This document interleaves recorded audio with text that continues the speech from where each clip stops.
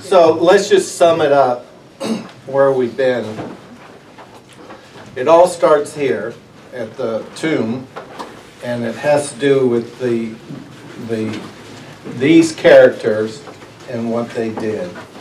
And I told you that it's my opinion that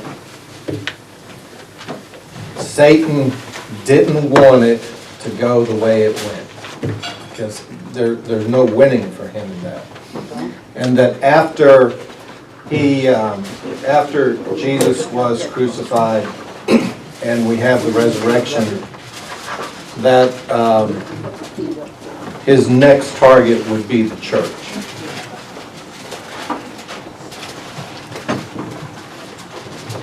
Jesus walks among them for 40 days, talks to them, and then, as we read, the book of Acts starts with the ascension, which is depicted in this picture. They're all standing around looking up in the sky, and then an angel comes and says, didn't he tell you to go to Jerusalem? So they go to Jerusalem. And before this occurs, which is Pentecost, they met in a place and they prayed, and then they think this really occurred at the temple because there's so many thousands of people who are involved in it. So this is not an accurate, some say this would not be an accurate depiction of what happened. The significant thing about Pentecost and the Holy Spirit coming to these people, this explains that when Paul gets to Rome, there's already Christians there. They had to start here. And then, because if you read this account, there's people from all over the place here, from all different countries. And so from here, some of them end back in Rome.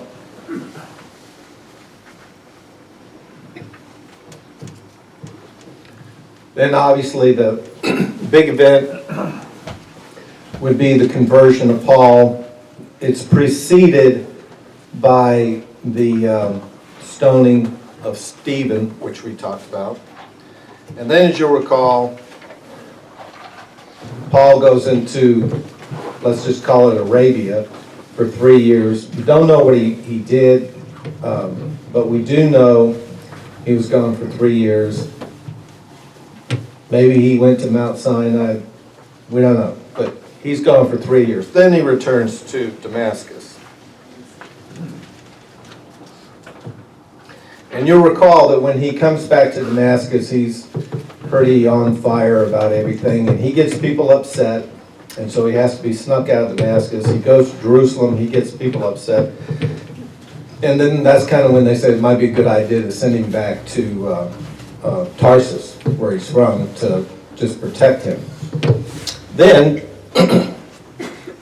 so he's back in Tarsus, and then we found out that approximately 10 years later, that Barnabas would go to Tarsus and recruit Paul to come to Antioch and help with the ministry that would deal with the Gentiles that were being converted there.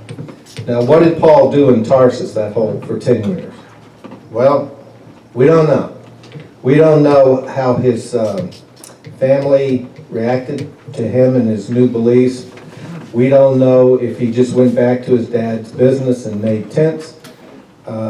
We don't know if he got involved in converting people there. We don't know. But 10 years later, he will leave Tarsus and go to Antioch.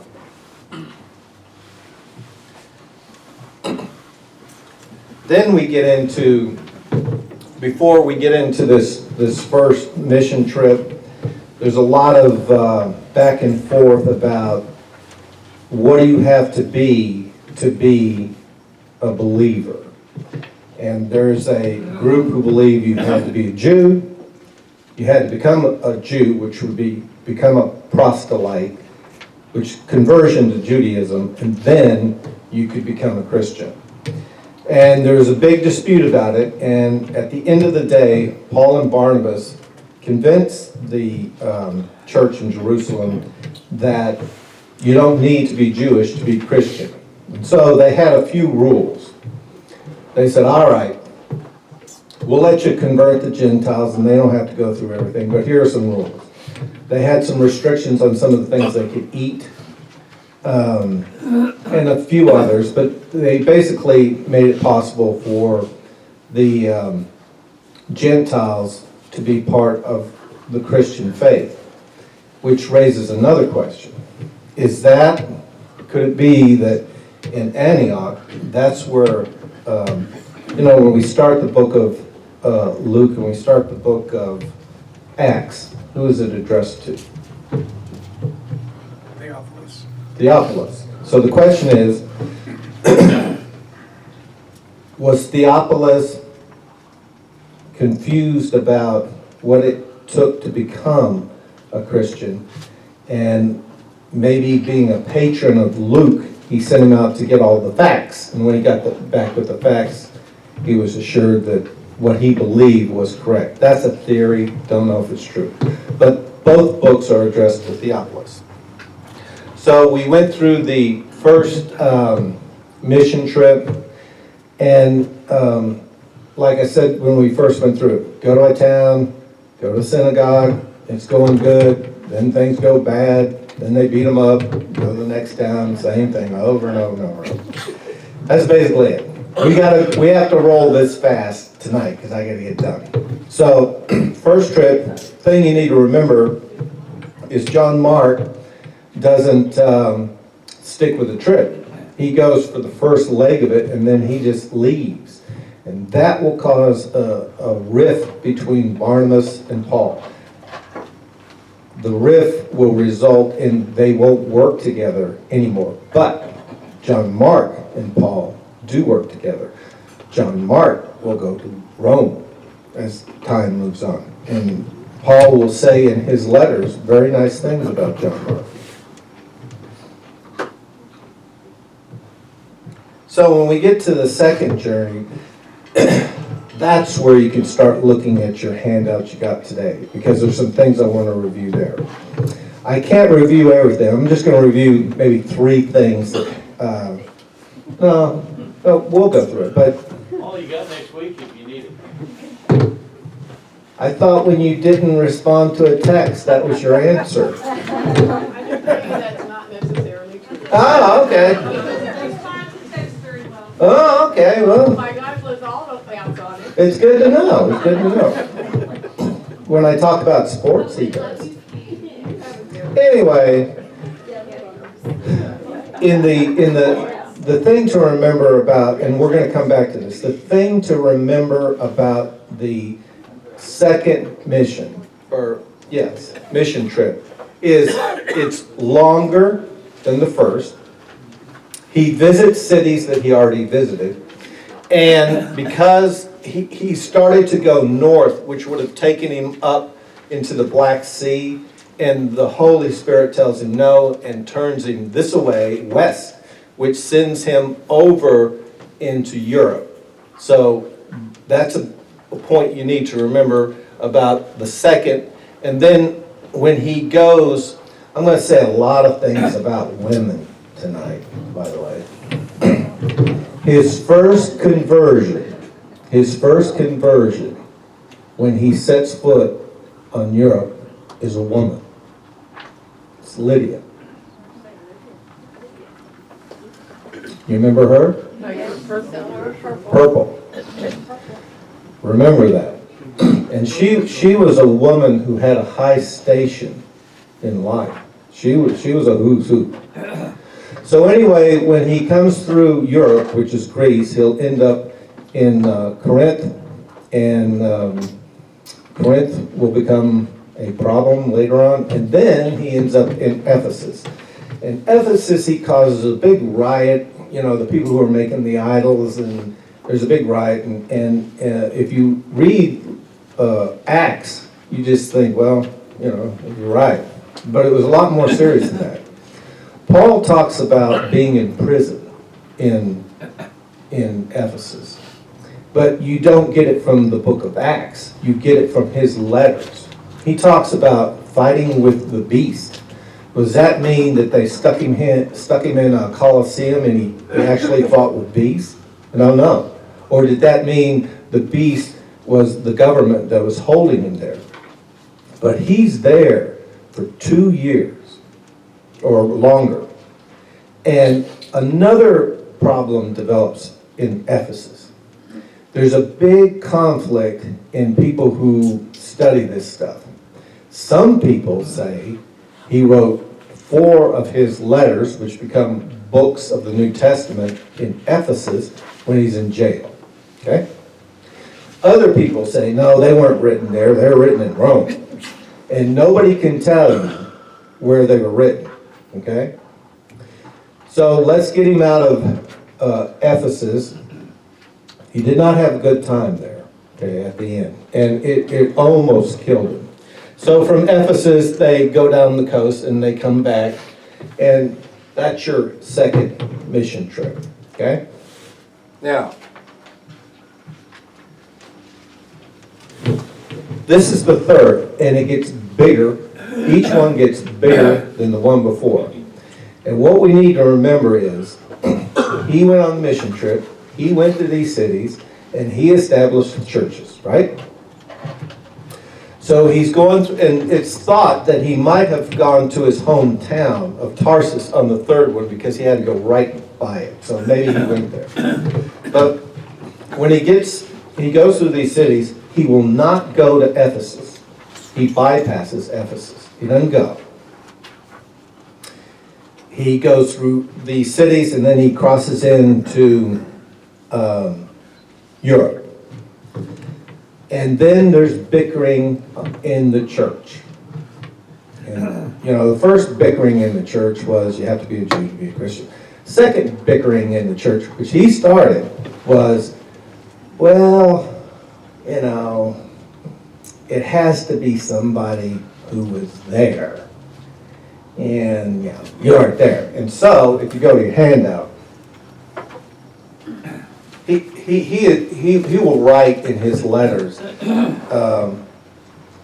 many things about this because they're in Corinth. They're going to require him to have a letter of recommendation for him to come back to the church that he established.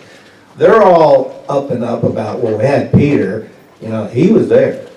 You weren't there.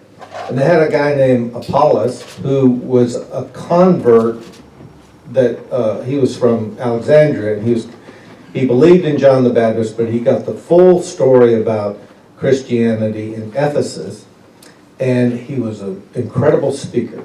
So we know for a fact that Peter was preaching there, and we know that Apollos was preaching there, okay? And we know that Apollos was a really good speaker, and we know that Paul is not a good speaker. He's blunt.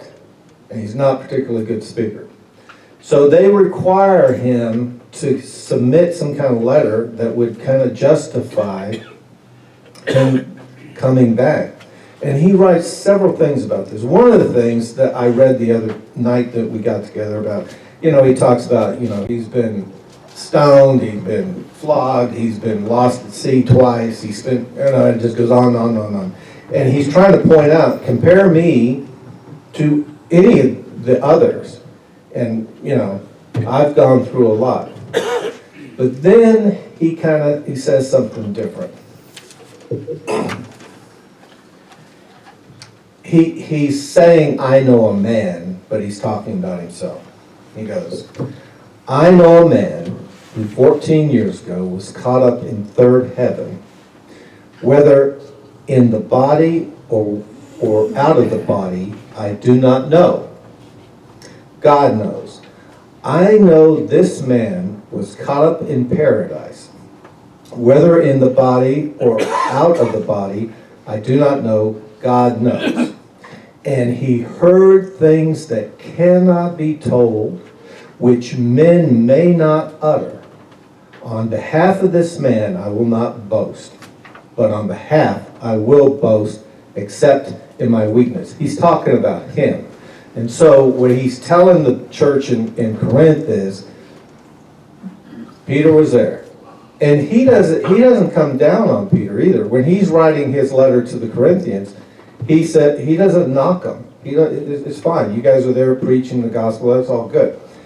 His point is, Peter knew Jesus, right? He saw it all. And Paul's point is, Jesus took me to a place and told me many, many secrets, things that I can't repeat. And that's how I'm qualified to be an apostle, okay? So they finally relent, and Paul goes to Corinth. Finally gets that out of the way. Now, when he's coming back, he's going to come back and go into Europe, and when he's coming down, we can go to this again. You'll see there's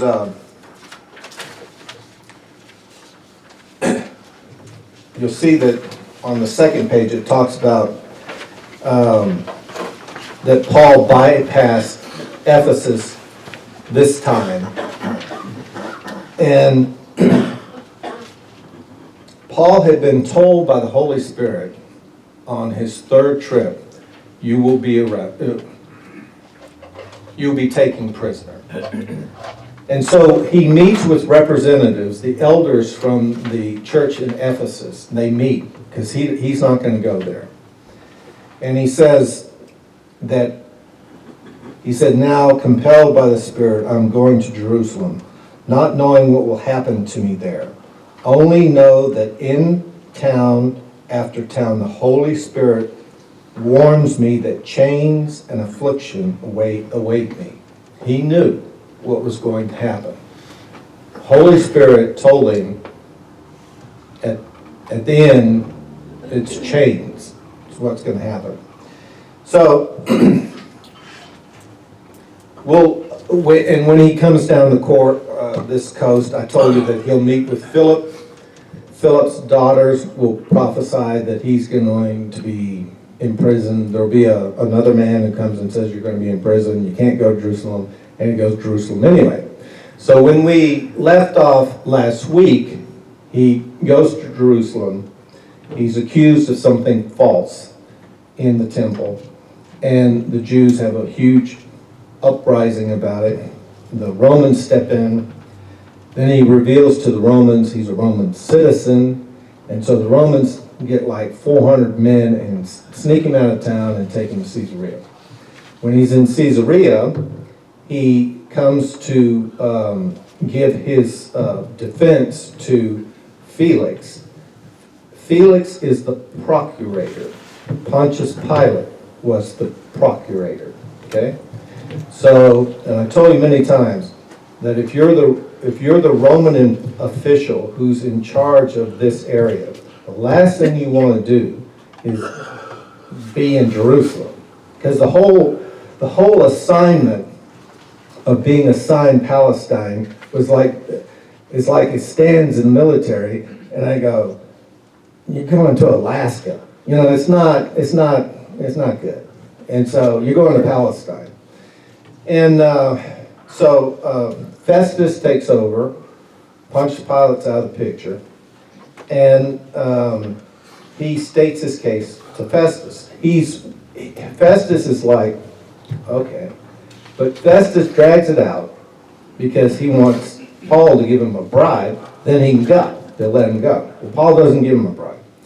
So it's decided that Festus will wait for the new procurator to come to town.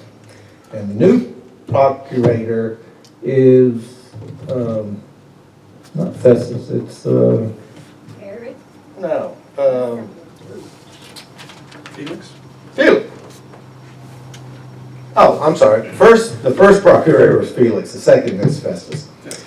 And so then he'll have a hearing before Festus and King Herod Agrippa. And again, they have long discussions, and he insists at the end of these, it's a long time too. I mean, he's been held prisoner like for a couple of years. And he demands, the representatives of Sanhedrin are there arguing stuff, and he finally demands to go before Caesar because he's a Roman citizen. So that's where we left off last week, okay? So, now we have Paul being sent to Rome. And Paul's turned over to a centurion who takes a boat and they go up the coast, and then they find another boat, which is a boat that is coming from Alexandria. And I told you that the way you fed Rome was through Egypt. The grain was grown there, and then you go up, hug the coast because it's safer, and then you come across Crete and work your way up to Italy. That's kind of, it was very important. That's why the Romans even cared about Palestine. It was their way of a trade route to get grain.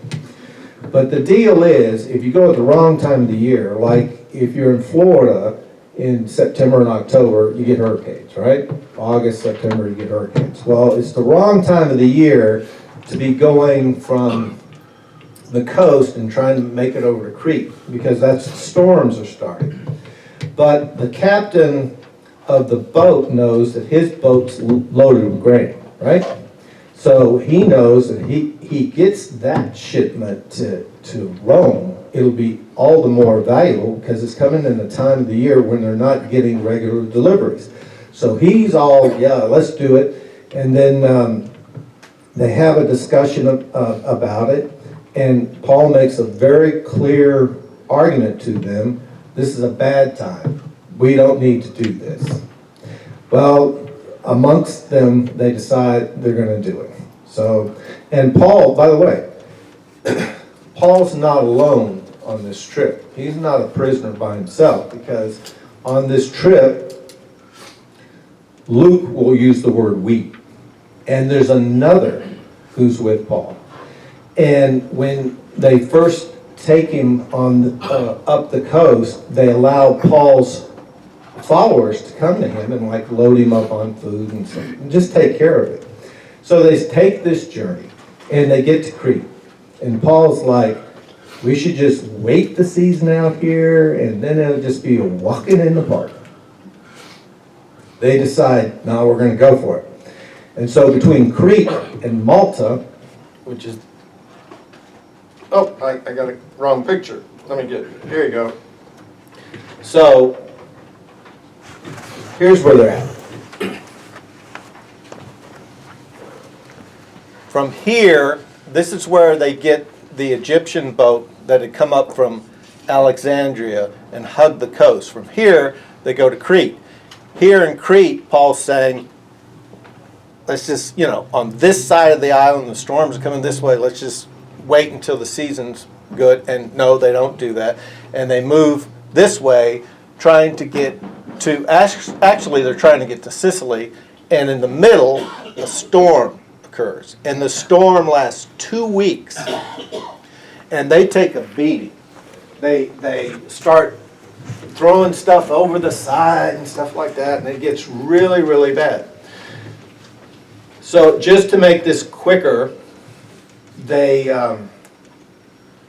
don't make it to Sicily, they make it to Malta, which is that other island.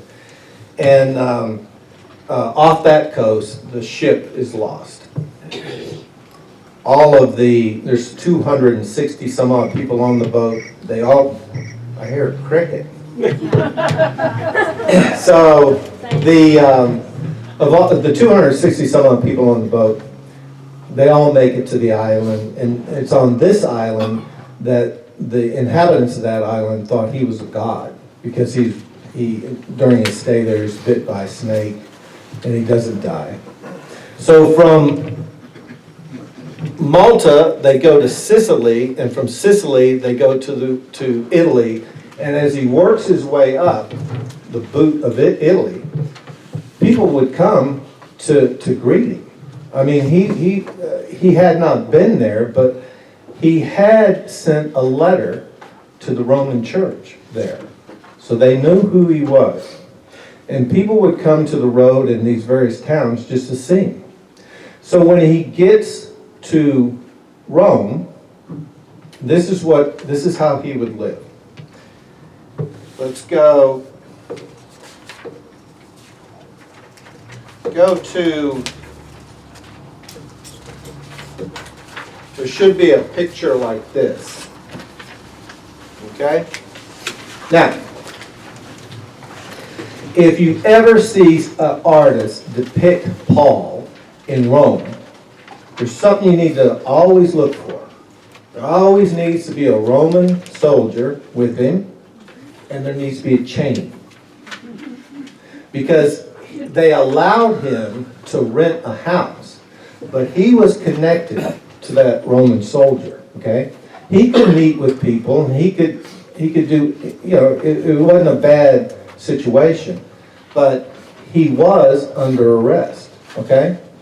Now, for 2 years, Paul's going to be in this situation. And during that 2 years, he'll have 2 meetings with the Jewish elders in Rome. Now, think about Rome. Some people say that the population of Rome at that time was 1 million. Other people say it was 3 to 4 million. Okay? So let's just call it 2 million. 2 million people. And it's the center of the universe. Nothing else compares to it. And he's there, and he has an opportunity there are people there who have known him from his mission trips in other countries, and the Jewish elders are there, and they had not heard any of the backstory on Paul by the time he got there, so they didn't have any preconceived notions. Now, but they had received a letter, okay, and in that letter he is writing to the Romans, and we'll get into that later. So after 2 years, this is what we know. He's under arrest, okay? He demanded to, as a Roman citizen, to be able to have his trial in front of Caesar, who would have been Nero. Nero was a nasty guy. And this is why I'm telling y'all need to read about the Caesars. I mean, you start with Julius Caesar and you get through it and get to Nero. It's really interesting. Nero was a dog. He killed his mother. He killed his sister, his brother. He was a dog. It's interesting. And he dies at 30. He commits suicide. Because the Senate turns on it. But anyway, I digress. So, he's in the center of the universe, and he has a certain amount of freedom, but he does have the guard, and he'll always have the chain. So, after 2 years, we know this. We know, did Paul actually get an audience in front of Nero? In the Bible, he was told in a vision, he was told, you're going to Rome, and he was also told, you will stand before Caesar. There's nothing to say that happened, and there's nothing to say it didn't happen. The way I look at it, I haven't really broken it down to like the original text and stuff, so I could tell you which each word means. But I would say, you're in a city, 2 million people. He's the emperor of this huge empire with many, many nations. There's a Jew in Palestine who got upset with some kind of religious people over there. So you're wondering, did he get the trial? I don't know. But we know this. We know that he's released. And so the book of Acts is lousy about this time, because Luke writes about what he saw. Okay?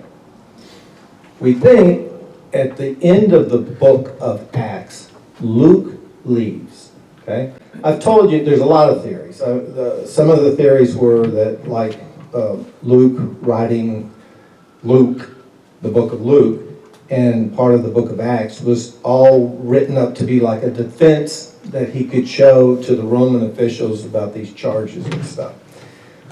All we know is he's released. And this is where it gets really, really interesting. Because when Paul tells the Romans, I'll get you the verse here.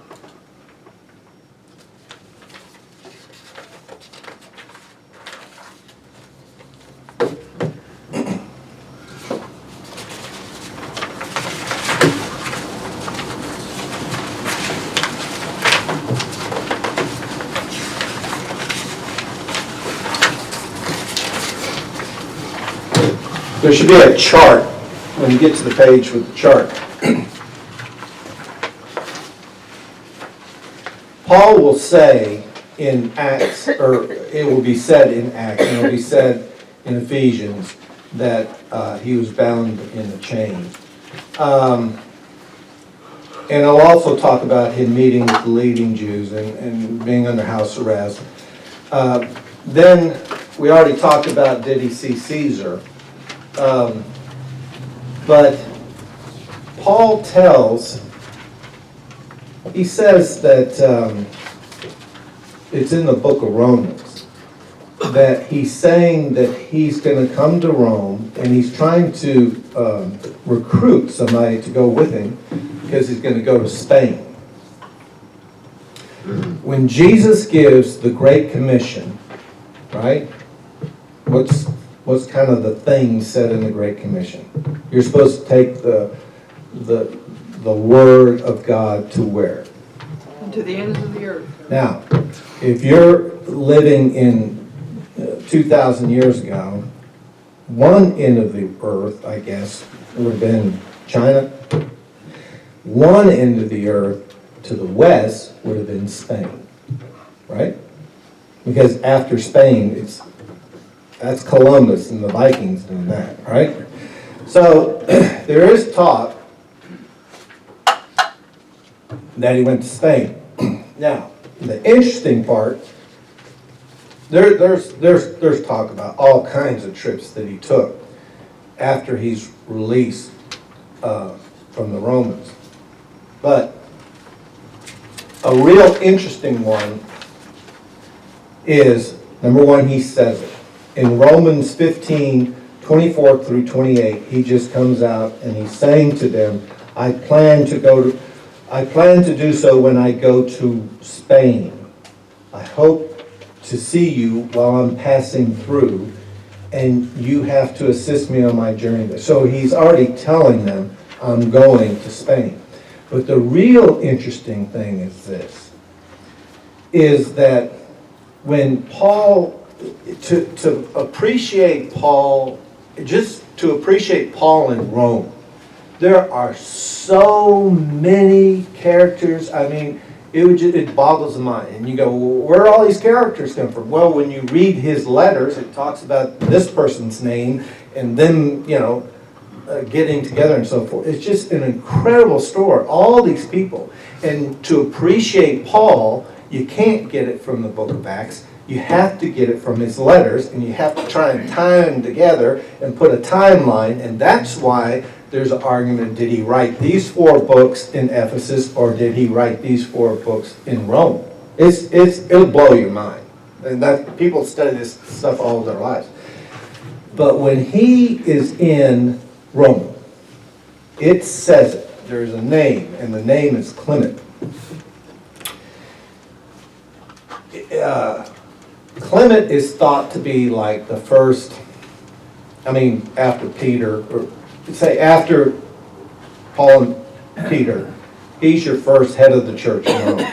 And he worked with Paul, okay? He knew Paul. He knew Peter, okay? And he's mentioned in the New Testament. Now,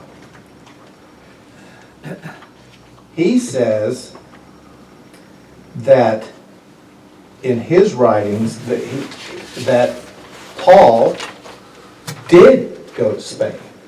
And this was a contemporary. So here's the deal. Paul says he's going to Spain, but when he says it, keep in mind, he hadn't gone through the whole thing with being arrested and sent to Rome, but he said he's going to Spain, and when he comes through Rome, he will solicit help of others. Clement is a contemporary.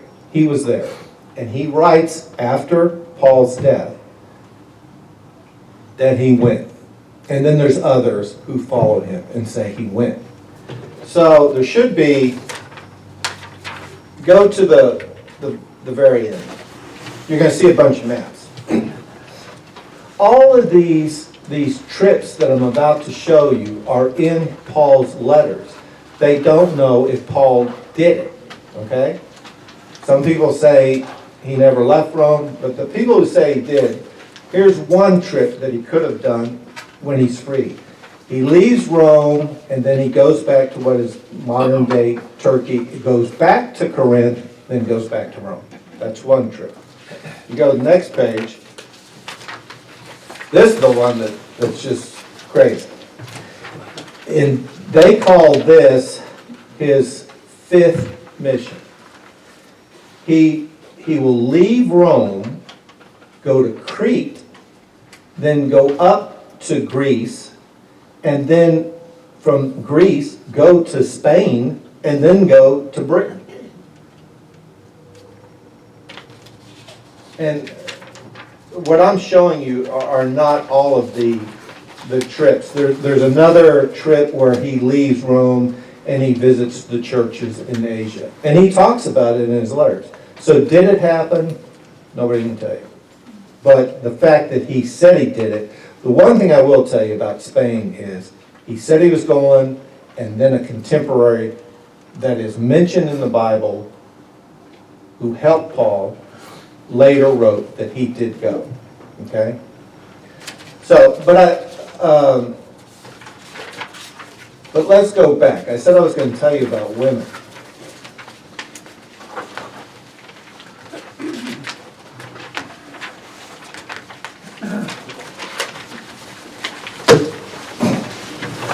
Paul was probably the most revolutionary man of his time, I guess next to Jesus, when it comes to women. If you look at Jesus, you find that when everybody else fell away and he's going through his crucifixion, there are women there. Then John shows up. And then when he is resurrected, there are women there. And the women are told to go tell the disciples. So there's a lot of women are prominent. And the whole thing about Christianity was, Christianity allowed, it didn't follow the normal tradition of the area. In other words, women who might be considered something less than men actually had a really big role in the church. And that's really what made them different. When you get to Paul, I told you that his first conversion in Europe was a woman. And she was a woman of a lot of means. And when she converted, what happened? The whole household converted. Okay? Then you're going to find out there's a... I've talked to Steve about this. I don't get it. I'm of the opinion women should be deacons. And if you ask me why, because it says it. And there was a deacon. She was prominent. She took, Paul gave her his letter to deliver to the Romans. If you were the one who delivered the letter, you read the letter to who you were delivering it to.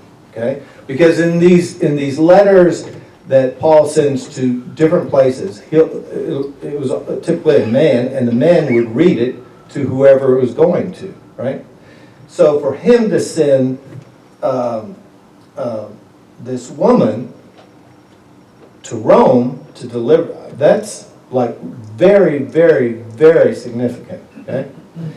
Then, when you learn about Priscilla and Aquila, just right off the bat, it was not normal to reference the woman before the man.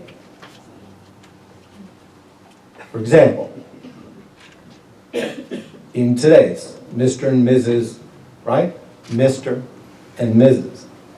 But when he talks about those two, her name is first.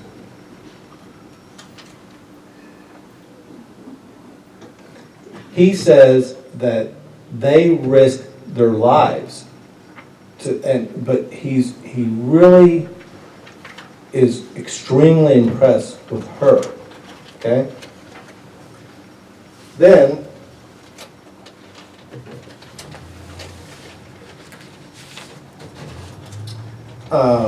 there was one other one I was going to tell you. He just says things that just make you wonder. He goes, in the Lord, woman is not independent of man. Well, if you're a man, you go, you got that right? But then if you read on, it goes, or man independent of woman. He said, he actually goes into it in one verse and says there's no man or woman, no difference. Okay? Spiritually. Yes, I'm sure that's what he meant. But and some of these women, like Lydia, Priscilla, they are the heads of the churches that meet in their homes. Sounds to me, that's what I think, that the whole point about the Christian church was that women had a predominant role in the spreading of the word. And Paul, I mean, he wrote things like, in a service or something like that, women should be quiet and stuff like that. In the context of time, you can understand why he's saying it. But, I mean, when he comes out and says there's no difference between a man and a woman in the eyes of God, then that pretty well says it. So, we have made it through, and like I said, the whole, and we did it very quickly, but the whole study of Paul is extremely interesting, and there's so many moving parts, because you don't, something is said here and it's not mentioned here, and so on and so forth. And Acts the whole purpose of Acts was to, Acts and Luke and Acts are originally written as one book, and Acts is the only gospel that tells you what happened after the resurrection, okay? And there's a lot of unique things to it. So anyway, that's our study of Acts, and maybe at some point in time we can do a study where we actually study a letter like to the Corinthians. And by the way, here's another thing. You have 1st and 2nd Corinthians. They really believe there could have been a 3rd and 4th letter because there's stuff that's missing. So, but anyway, it would be a very interesting study to study, say, Corinthians or Ephesians and see what he's saying to them, and then to understand what he was doing at the time that he wrote these letters. So, anyway. Do we ever hear anything about Luke after he leaves Paul? Is he ever mentioned again? When we did the study of Luke, there's a tradition held by, and I don't know if it's the Western Church or the Eastern Church, but the tradition goes that one tradition is they don't know if Luke ever married, they don't know if he had anything, but the tradition goes that he died peacefully at the age of 82. The other tradition is that he was in Greece and he was preaching the gospel and he offended some people and they hung him from a tree. So those are traditions. So I can't tell you. And then back to Paul, all we know, this whole story comes to an end because by tradition, it's not written, by tradition, if Paul took all these extra trips and went all over the place, which that would be something you expect him to do all this traveling and stuff.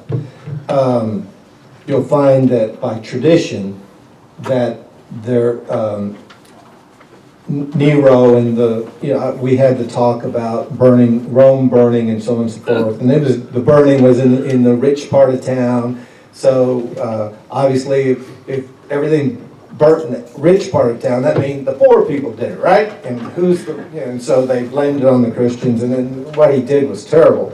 So the thinking is that if Paul had come back, he got caught up in that whole, Rome's burning and the persecution, and Peter is crucified, and then Paul, being a Roman citizen, isn't crucified, he's beheaded. Because if you're Roman, you wouldn't be crucified. That's tradition. They don't, we don't know. Any other questions? Yep. If you look at the world today, and you look at the Buddhist religion, the Muslim religion, Shintoism, in all of those, the woman is put down. She's put on a lesser status than the man. But only in Christianity is the woman placed on an equal level with men. And that's been going on since before the gospel came to this continent. Oh, by the way, maybe the Mormons believe he had a trip here too. Why not? No, but that Christianity was known for that. Christians back in the day, that people thought they were weird because they would find, like, if you didn't want the daughter wherever, you take her out and just leave her on the trash stuff in the edge of town, and they would actually get people and take care of them, and they thought they were strange that they did that. So they were different. So, any other questions? Well, your regular will be back next Wednesday. All right.